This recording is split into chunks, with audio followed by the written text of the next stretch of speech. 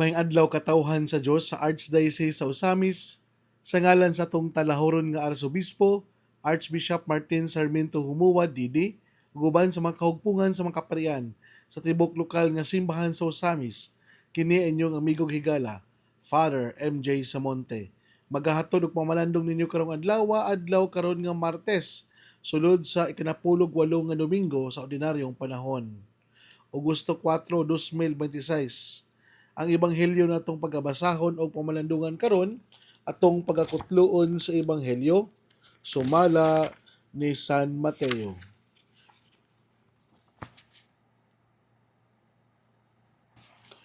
Unya gipasakay ni Jesus ang mga tinun-an sa sakayan ug gipauna niya ngadto sa tabok sa lanaw ug iyang gipalakaw ang mga tawo tapos niya palakta ang mga tawo mitunga siya sa nag-inusara sa usa ka bungtod aron magampo. Ug sa pagkagabi na si Jesus naginusara didto niadtong tungura sa sakayan didto na sa lawod gikuso-kuso sa mga balod ang hangin sa sungsungon man. Sa may mga alas 3 na sa kadlawon si Jesus miadto kanila nga naglakaw sa tubig. Sa pagkakita sa mga tinun-an kaniya nga naglakaw sa tubig, nangahadlok sila pag-ayo. Ana ay multo, miingon sila. Nanyagit sila sa kalisang. Si Jesus miingon kanila, ayaw kamo kahadlok ako kini. Unya si Pedro miingon, Ginoo kung ikaw kana, palakta ako sa tubig nga na kanimo. Dali nga ray mitubag si Jesus. Busa mikawa si Pedro sa sakayan ug milakaw sa tubig ngadto kang Jesus. Apan sa pagkamatikod niya sa hangin, nahadlok siya og misugod pagkaunlod. Ginoo luwasa ako, misinggit siya. Diha-diha gidawat siya ni Jesus og gibira ug miingon si Jesus kaniya, pagkadiyutay sa imong pagtuo, nganong nagduha-duha ka man. Og nanakay silang duha sa sakayan ug milurang ang hangin. Ang mga tinun-an nga didto sa sakayan misimbak ang Jesus ug miingon, ikaw gayud ang anak sa Dios. Mitabok sila sa lanaw ug midunggo sa Genesaret og si Jesus nailhan sa mga tawo busa gipakuha nila ang mga masakiton sa kasikbit na kayutaan og ilang gidala ngadto kang Jesus. Mihangyo sila kaniya nga pahikapon ang mga masakiton bisan na lang sa sidsid sa iyang bisti. Ug ang tanan na nakahikap kaniya nangaayo. Mga igsuon ng ebanghelyo sa Ginoo. Daygon ikaw o Kristo. Mga igsuon ko na ni Kristo, maayong adlaw kanatong tanan.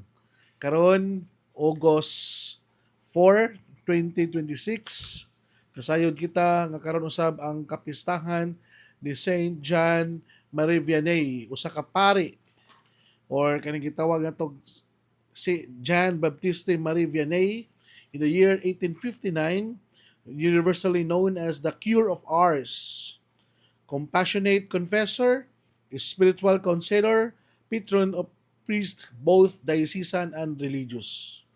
Mga igsuon, isip pare, isip nagsaulog kita sa kapistahan usab sa among patron nga si Saint John Marie Baptiste Vianney. Nindot kayo nga pahimdom kinamo nga kining kinaiya sa kapare nga sama sa amo ang patron, good counselor, confessor, o usa ka maampuon nga pari. Sama usab sa ato ang ebanghelyo na sama sa gibuhat ni Jesus human siya naghimo sa imong public ministry, miadto siya sa awaaw nga dapit aron magampo. So but pasabot no na bisan pa og for the whole day naghimo kami sa mo ang public ministry na dili din siya enough that our mass is my prayer life. So even Jesus Christ himself taught us that you need to establish an intimate and personal relationship with your God. But pasabot nga it doesn't mean nga ikaw nangalagad na sa simbahan, nagmisa na kag daghan, daghan na kag bisitang masakiton, daghan na kag mga sakramento na gi-administer for a whole day, na di excuse na ka sa imong personal prayer, sa imong personal na paghinagbo sa Ginoo. O na nga importante gyud no na to spare time for prayer, which is mao gini ang dakong struggle kanatong tanan even as ordained minister. Kay nga naman nahimo man siya dakong struggle tungod kay uh, Nagtuo man gud nga ang tanang mga spiritual nga buhat, misa, sacramentals, pagdihog, pagpakumpisal, commensurate to spiritual life. Lahi gud ay no, mga igsoon no. Kanang mo establish yung personal relationship sa Ginoo. Kana bitong ang usa ka buhat imo yung gahinan nga dili lang usa ka buhat nga imong ipahinungod para sa ubang tao, kundi your personal gud ay nimo nga conviction nga ikaw nakipagrelasyon sa Ginoo. So mao gini dinhi ang angay na natong makatunan diha kang Saint John Marie Vianney og sa ato ang Ginoong Hesukristo, which is very consistent nga na time for prayer, a time for silence, a time for discernment, a time for personal nga pakipaghimamat ngadto sa iyahang Ginoo. Mao na nga kung ang usa ka pari maampuon na ay panahon sa pagpangumpisal makita gyud mo patigbabaw gid ay ang iyang pagkabalaan. Kay kung ang pari gani mo patigbabaw ang iyang pagkabalaan, bisan pa og dili man ka or ta physically attractive, pero kung makita nila the holiness in us, kana bitawng mugawas gyud ang the real self, the genuine self that you are the son of God. Mao na nga bisan kinsa gid no sa kinabuhi aning kalibutan na. Dili gid ta ingon nga magsalig sa to ang physical nga kanang outlook, physical nga appearance, kay na may mga physically attractive, physically nga good looking, pero dili man siya inana ka wala bitaw ayang charisma bitaw dili inana ka makapa-attract sa laing tao tungod kay good looking lang, physically attractive lang, pero ang kana bitong asa bitaw gyud nagikan ang iyang pagka good looking ug iyang pagka-attract iyang attractiveness.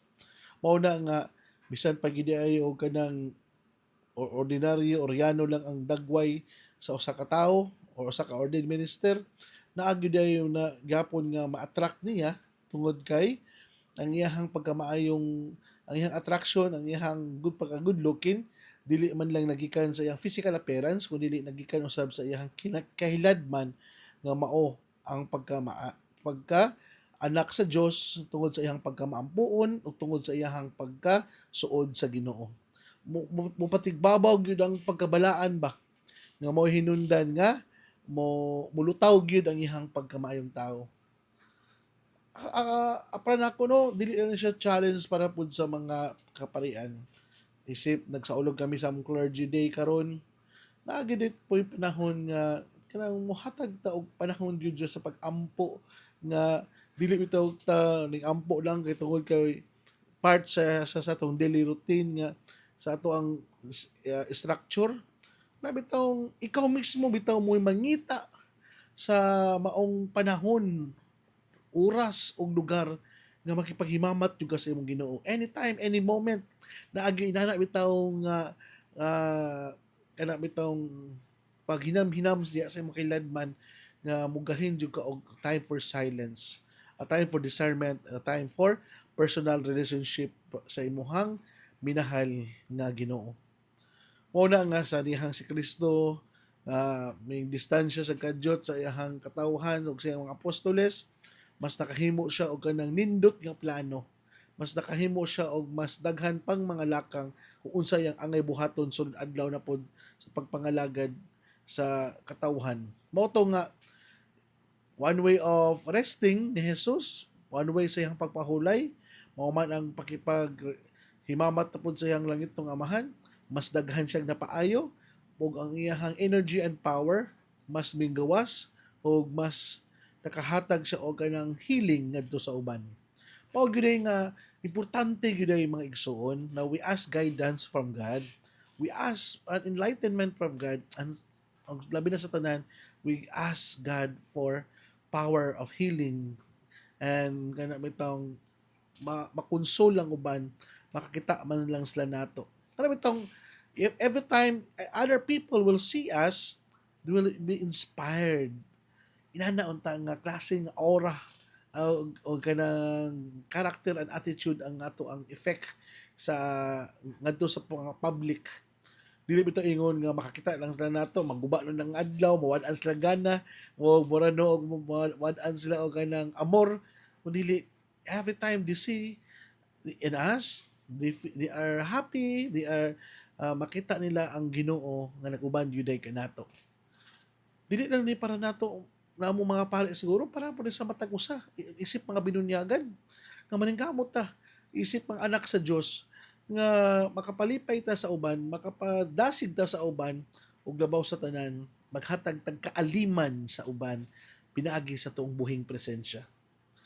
No? So naapag diri nga dugang na ang mudwell lang ko sa katong mga panghitabo nga ang mga apostoles na Jesus nalisang na kay sila lagi nakasinati og makusog kayo nga hangin og makusog kayo nga bagyo. So diyan nakita nila si Jesus naglakaw, giisip nila nga multo, so daghan sila ang mga misconception and na wrong ang ilahang pag-ila ni Jesus.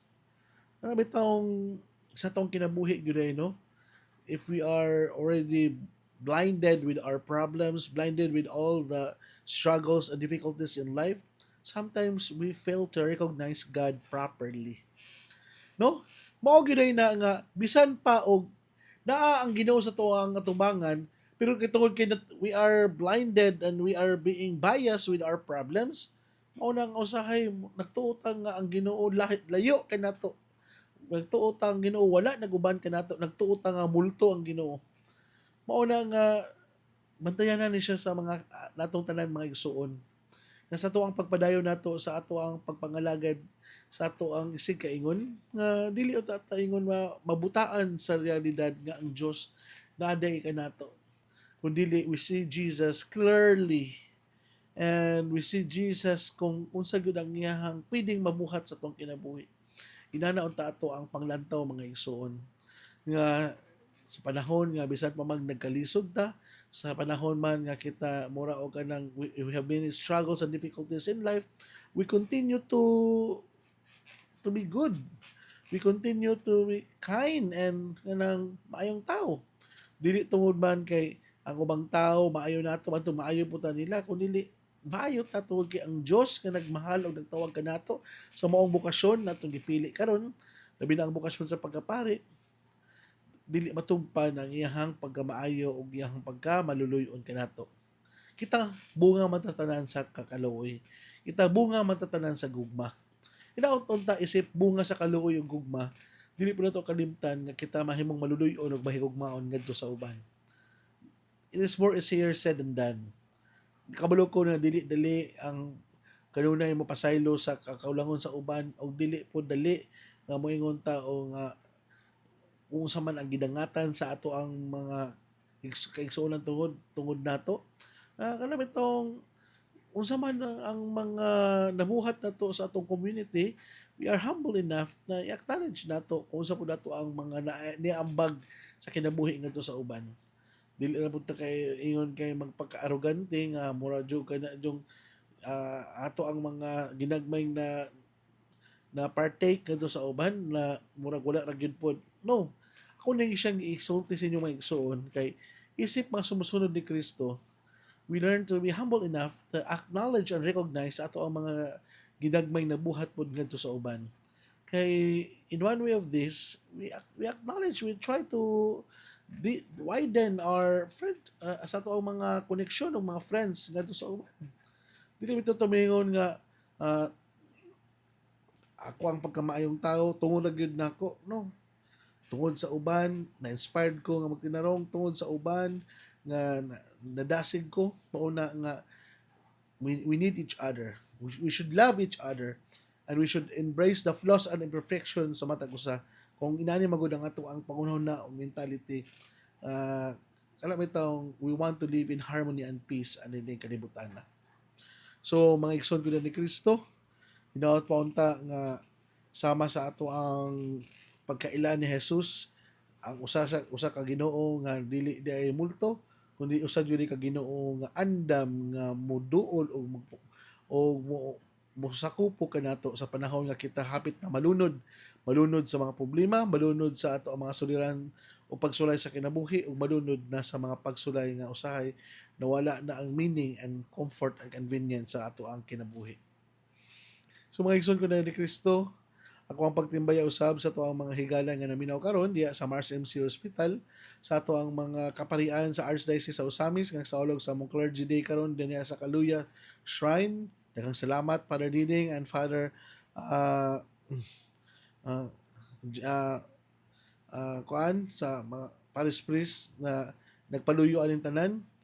Uno ba lang sa ato ang mahal na Arsobispo Archbishop Martin Sarmiento Humuad ug sa ato ang mga bag-o na mga opisyalis, no, ang ato ang bag-ong presidente sa clergy si Father Dodong Palma uban sa iyang sekretary na si Father Kede James Boyod o sa ato ang usab na mga kaigsuunan nga nag-sponsor sa maong atong activity. Daghang salamat kaninyo na mahimong meaningful ang ato ang panagtapok karon isip mga kaparian sa lokal nga simbahan sa Archdiocese sa Osamis. Ako ang pagtimbaya usab sa ato ang mga kahigalaan nga naa karon sa ilang tatatag sa ka mga panimalay, sa ilang tatag sa ka mga workplace o asa man nga mo karon nagibutang sa atong Ginoo. Inaot pa unta nga ilikay kamo sa mga katalagman o tagaan kamo og malipayon nga adlaw o you find this day more meaningful and fruitful because as we start a new day, we see it as a grace and we see it as a new day that we need to celebrate and to be happy and to be contented with our Almighty God. So, din lang kukuto, ayaw ka kalimot ng pulong sa Diyos, ang agayon ka pamation, pamalandungan, paningkamutan at mapuyan. Inaw na kiningtan nato na dungog o gipamalandungan, maghatag ka nato o magdala ka nato sa tong tumong tinguha ang gingharian na gipangandoy nato isip mga binunyagan. Sa makausap pa akong pagtimbaya usab ni sa ni Tita Barira and family sa tanan natong mga kaigsuonan sa Baduan Kahandig family o sa ato ang mga igsuon diha sa San Mateo, San Rafael o sa Dunya Pipeng o sa tanan natong mga igsuon nga naminaw karon daghang salamat kanyong tanan. Igsuon, yaot pa unta na kayong tanan, uban sa pangama sa itong mahal nga Birhen, ang Birhen Maria dinhi sa kuta, ang Diyos unta mga panalangin kanato sa ngalan sa Amahan sa Anak sa Espiritu Santo. Amen. Daghang salamat ug God bless kanatong tanan.